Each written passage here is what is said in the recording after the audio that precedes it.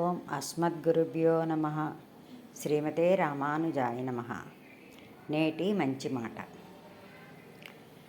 జంతువుల పాటి మంచితనమైన మనుషులకి ఉండాలి అంటూ లంకాపట్టణంలో రావణవధ తర్వాత సీతమ్మ స్వామి హనుమకు వివరిస్తూ చెబుతుంది. ఒకానొకప్పుడు ఒక పెద్ద అరణ్యంలో ఒక వేటగాడు తీవ్రంగా గాలిస్తున్నాడు. అకస్మాత్తుగా ఓ పెద్ద పులి ఎదురైంది. ఆకలి మీద ఉన్నట్లుంది. అది మీద పడేలోగా ప్రాణభయంతో పరుగు లంఘించుకున్నాడు. అది తరుముకొస్తుంది. దారిలో ఓ పెద్ద చెట్టు ఒకటి కనిపిస్తే గబగబా ఎక్కేశాడు. దానికి అందకుండా ఉండాలని అన్ని కొమ్మలు దాటుకుంటూ పైకి ఎక్కుతూ పోతున్నాడు. వెనక తరుముకుంటూ వచ్చిన పులి చెట్టు కింద తిష్ట వేసింది. ఎప్పటికైనా దిగకపోతాడా అని కింద కాపు కాసింది.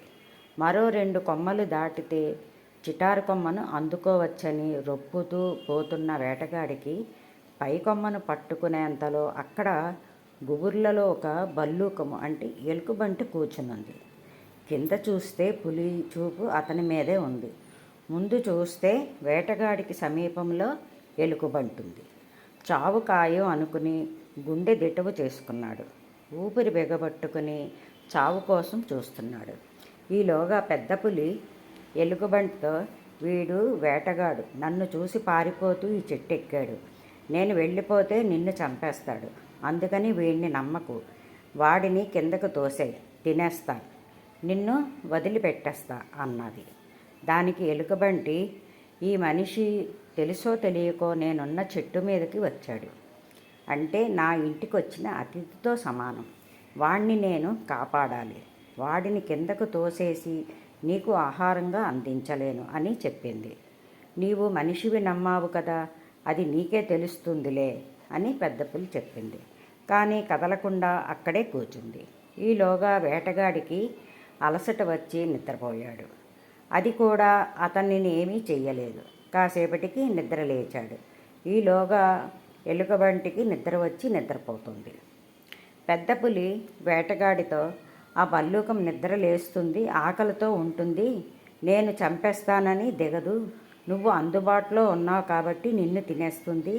దాన్ని కిందకు తోసేయ్, నేను తినేస్తాను.